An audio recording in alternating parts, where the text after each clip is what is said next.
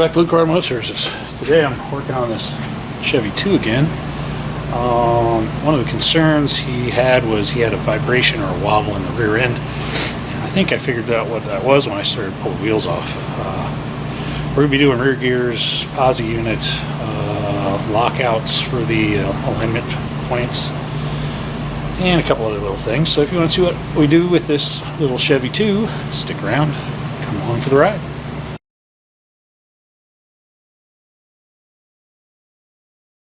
So I pulled the rear wheels off, and right off the bat I noticed that the rotor's not seated correctly, and when I pulled the bolts off, or the lug nuts off,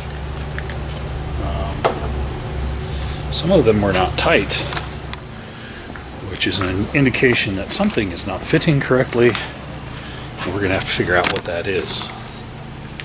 Because bad things happen when wheels decide to be wireless. That one's loose. That one's kind of tight. That one's kind of tight, and as you can see, that one's loose. So that's part of our vibration problem. Doesn't look like the lugs are bottoming.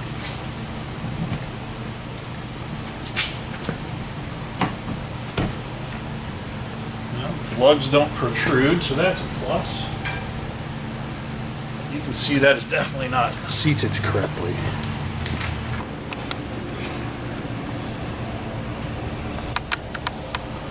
Improper fitment. Ooh, those guys will cut you. Well, we know what the problem is. Let's figure out why the problem is. That's next on What's Rich Working On Today. Let me pull the brake calipers off, the rotor's off. I'm going to go ahead and open the rear diff because I've got to do a gear set change. So let me get all my stuff put together and we'll get started.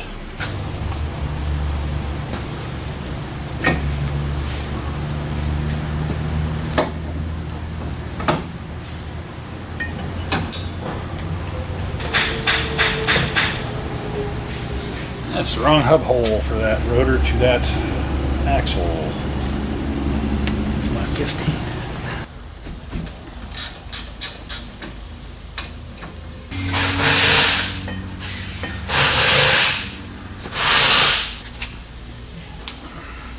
Ruh-roh, Raggy.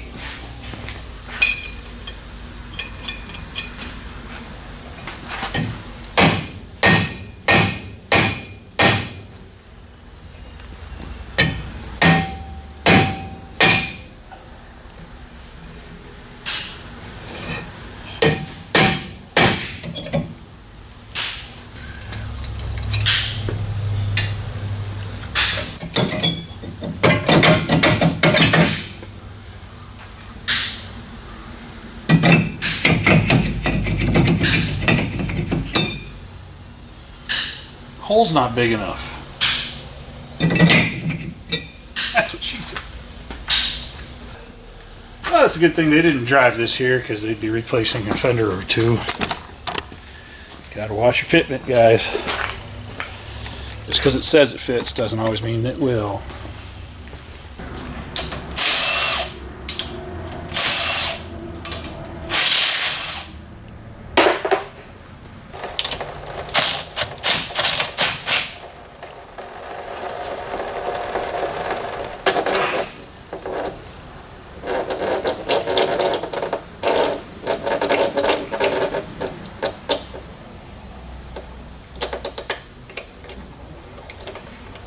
Yeah, she's not too bad.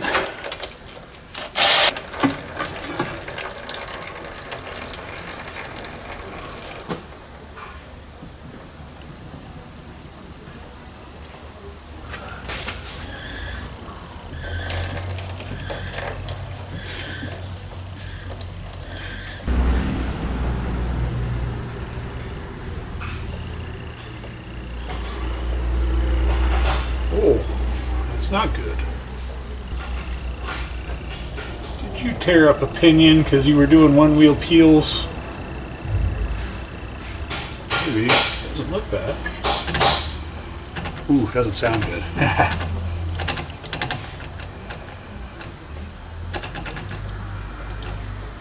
guy's kind of looking a little rough.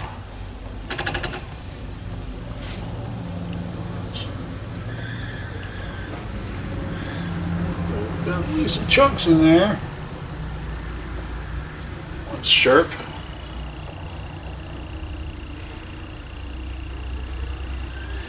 That looks like part of a rust washer. Let's take it apart and figure it out. Chunky style.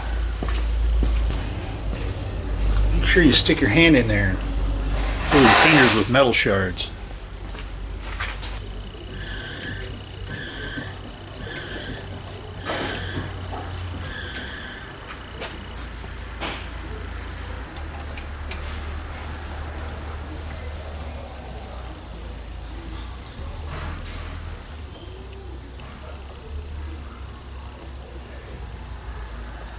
That's different.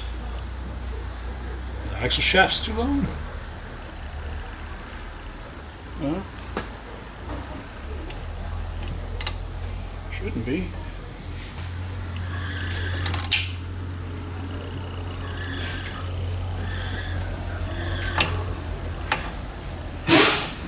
Now I've gone and done it.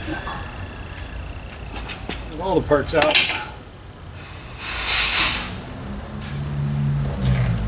Shard. I bet it's one of the washers on the spider gear.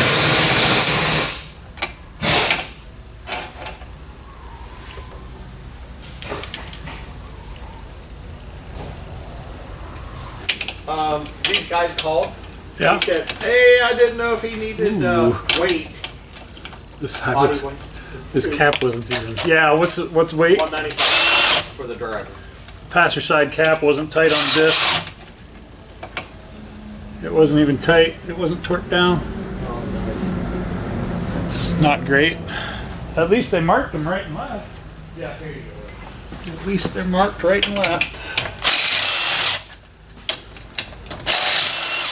That one was tight.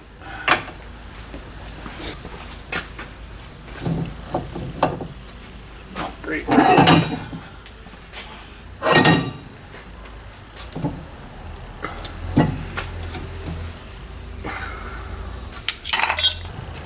Ooh, that was dripped right on my belly.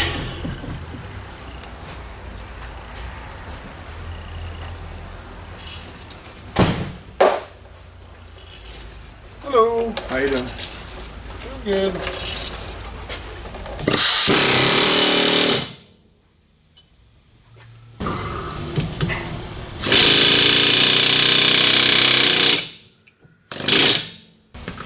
Loud.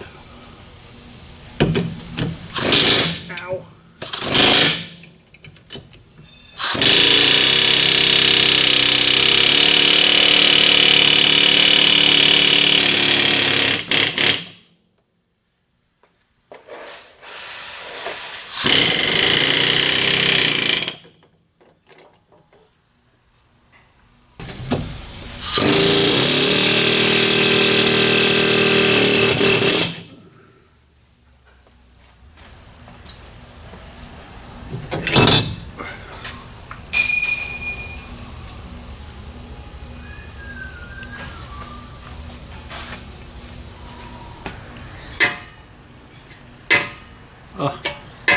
My light has a malfunction.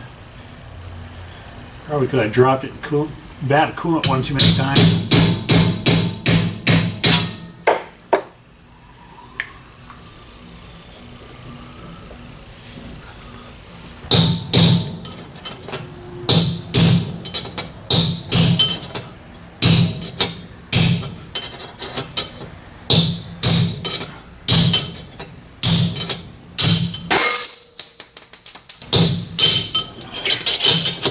Missed it.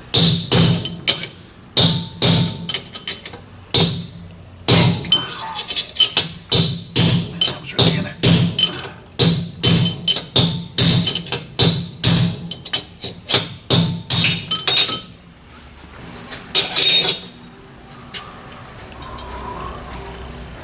So now I got to remove this pinion off the old one, which will give me an idea where to start with my new one. I could just do a measurement, but I usually just like setting them up. I've had better success that way.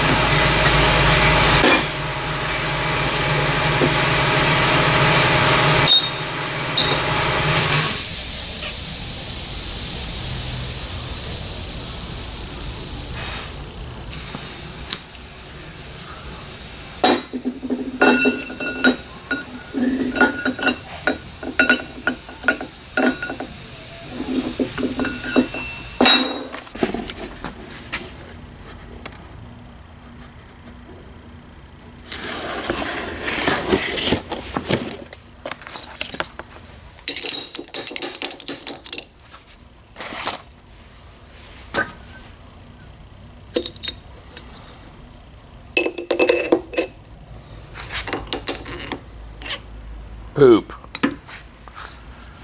Wrong kit.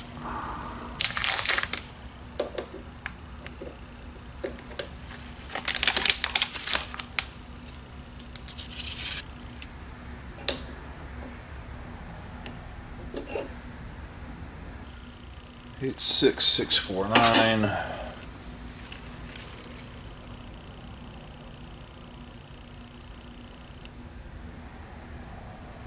Eight six six 49. So what was that? So my pinion, my inner pinion bearing is incorrect. I've been having that problem a lot lately with multiple different kits. I'm not entirely sure what that's about. So I guess I will go pick up a bearing for my pinion.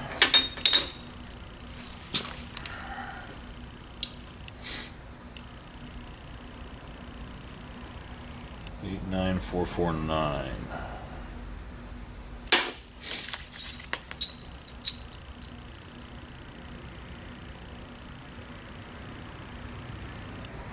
Eight nine 443. Visibly different.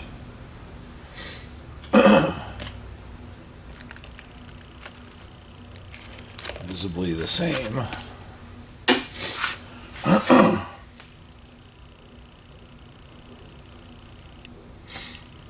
Let me call and see if I can get a bearing, and that'll allow me to keep going forward on this today instead of not. Well, that's the wrong one that came in the kit. This is a Timken I had, but it's incorrect. It's a 249 instead of a 449. So I ran out, picked up an 89449. Looks to be correct. Fits the race. Shim. Let's go press that together.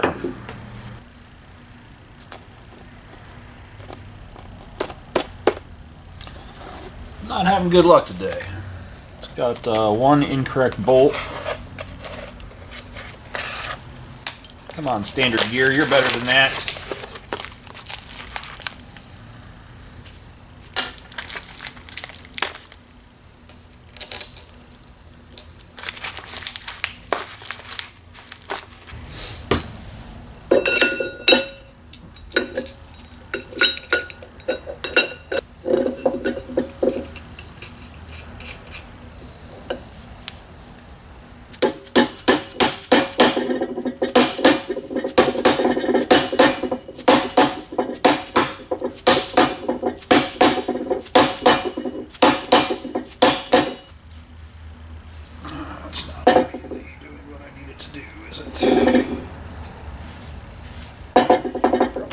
warmed it up.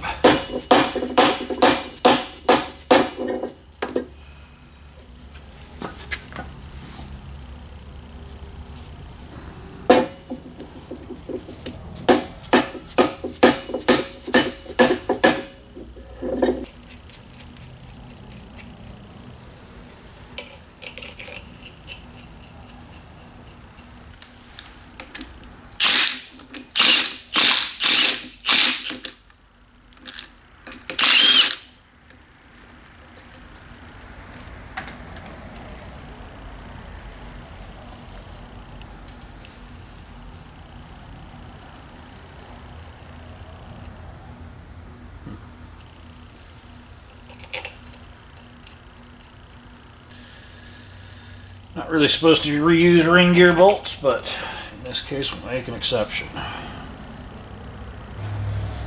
Put Loctite on all those.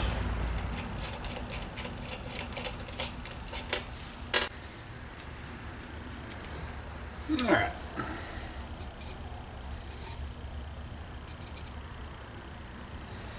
We'll call that 0.839. We have to subtract that from 3.375, which is our calibrated depth. And if I did my math correctly, our pinion is currently 5 thousandths away from where it needs to be, so we need to move the pinion forward in the housing to take it away from the ring gear to get to the optimal 2.541 depth. So we'll take it apart and change the pinion shim out for one that is 5 thousandths less than what's in there now.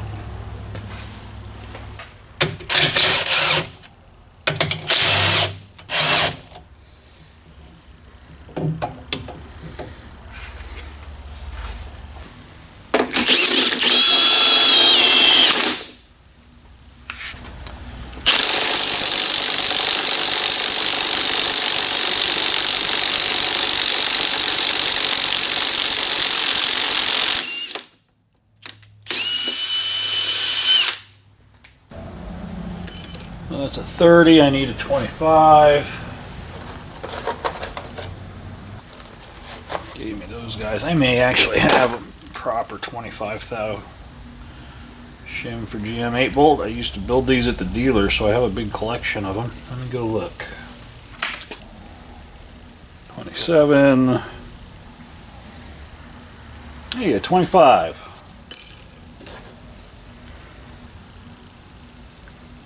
Look at that, it's exactly what I need. Let's try that guy. Off to the press.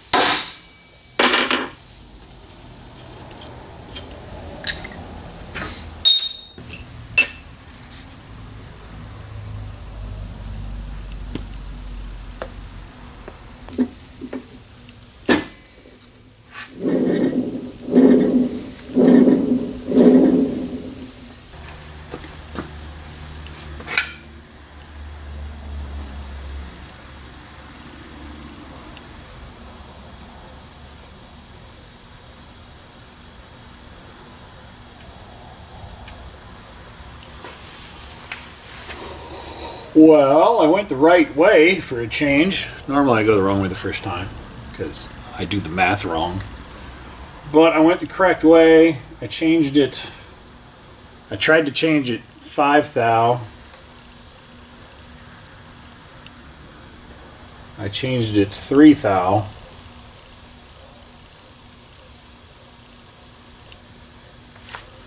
So I'm 2 thou away from my target. I could probably run it like this, but I need to take it apart anyway again to add a little more on the spacer shim because I don't have quite enough spacer in there for my preload to be right. So I'm going to go ahead and reduce my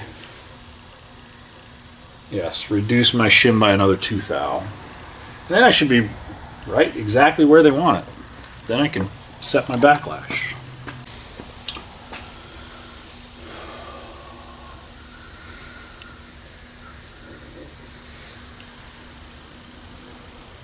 832. So I went 2 thou the other side. So I hit 2 thou on this side and I hit 2 thou on the other side. So I need to be thicker by 2 thou, even though my shim said it was exactly what it needed to be. Maybe the other 25 shim was closer to a 37. I measured it and it seemed consistent, but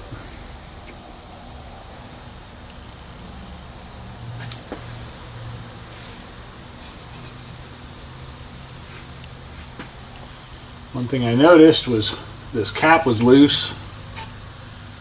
So I'm wondering if there's some wear in this cap. When I push on this,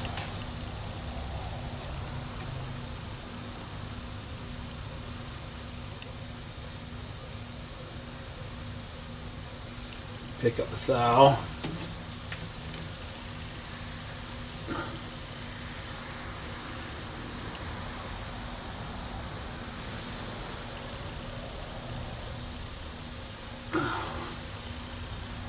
And when I pull on it, it's consistent.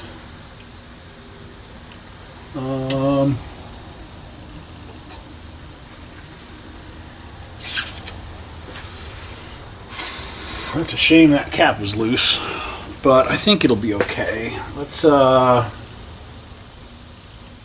mean, I'm within a thou. I think I'll be okay. Actually, I know it'll be okay. I'm just a perfectionist and I like things to be a certain way. Let me see what I have over here in my shims. DIY concrete goodness guys, gracious. it's time to cut your workload. Shush. Stop. The Mud Mixer's won the concrete contractor's Why do you keep top doing that? products award. Stop. That's because I think that's right where we want it. I'll take that. So now it's time to take it all apart and put my seal in. Lock it down with my correct bearing preload, and then we'll set up the center section. Set our backlash. So that's the next step. Let's pull this apart for the last time. All my flashlights are dead. I used them up.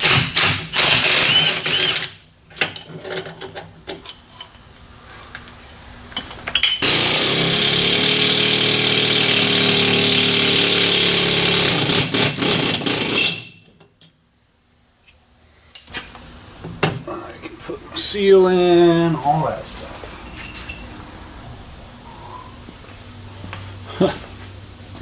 Wonder if Captain Moore will repair that for me. It's supposed to be a lifetime warranted piece. I'll just have to look to see if I can find another one. I've definitely made my money's worth with this thing.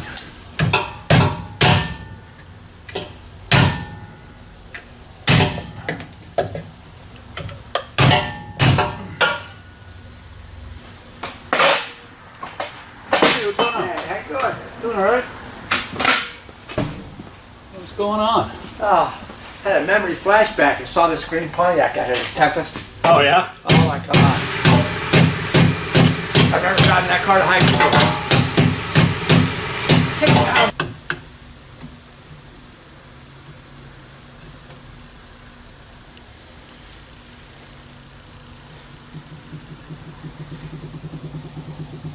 That's too tight. I need to change my side shims.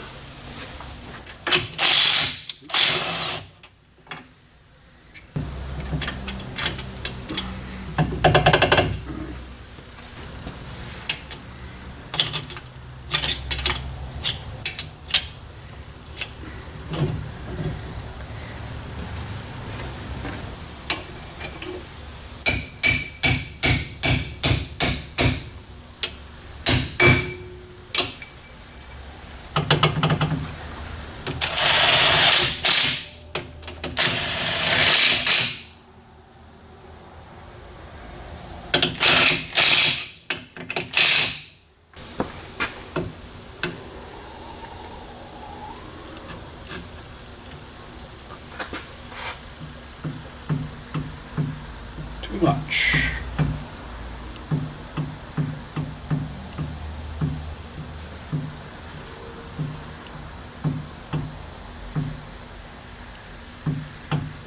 Bring it this way about 5 thou, and I should be right where I want to be.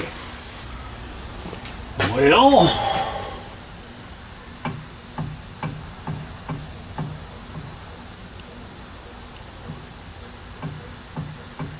6 thou backlash is perfect because it'll wear in probably 2 thou, put it at 8. They GM82s call for 6 to 10 thou for backlash, so I'm setting it up tight initially. My pinion depth is exactly where the pinion is marked to be at, so I'm very happy with that. I'll do my final torque, 60 and 55. Make sure that those are torqued, and it's time to put on our rear diff cover, put our drive shaft back in, put our axles back in. Now my axles I need to make an adjustment to, so I'm probably going to knock the studs out of them and chuck them up in the lathe and just cut a little skim off of the diameter of the hub. That way the brake rotors will fit correctly. I could open up the holes on the rotors, that would be easy enough, but the next time they go get rotors and put them on there, they won't fit, just like these don't fit. So if I modify the axles, servicing the vehicle after the fact will make it easier to service. So, and this isn't the first time I've seen rotors fit like that. I had that happen on a disc brake conversion I did on an A-body, and we had a friend of the shop, Joe's GTO, he had the same problem.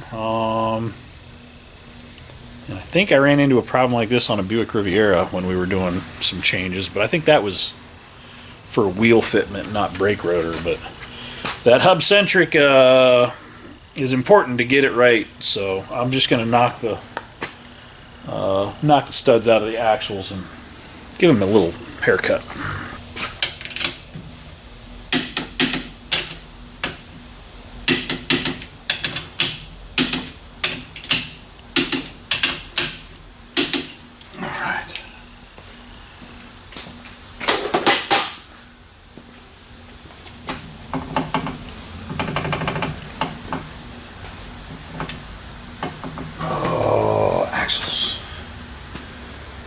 Let's put our drive shaft back together.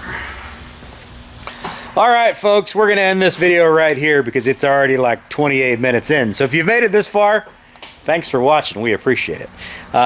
Next up, we've got to do the rest of the rear end stuff. We've got axle modifications to do. We've got to get it back over on the alignment rack and get everything else dialed in, get the lockouts put in. So there's more to see. So this is going to end up being a part 2 of this video, or a 3-parter on this guy. That's Rich making a bunch of noise while I'm trying to film, in case you were curious. Anyway, thanks for being here, folks. We appreciate you as always. Thank you so much for all the support. And hopefully by the time you watch this, we will have just cracked 38,000 subscribers on the YouTubes. So, preemptive, yay us! Thank you for you. We'll see you on the next one, guys. Like, comment, subscribe, all that jazz. Take care.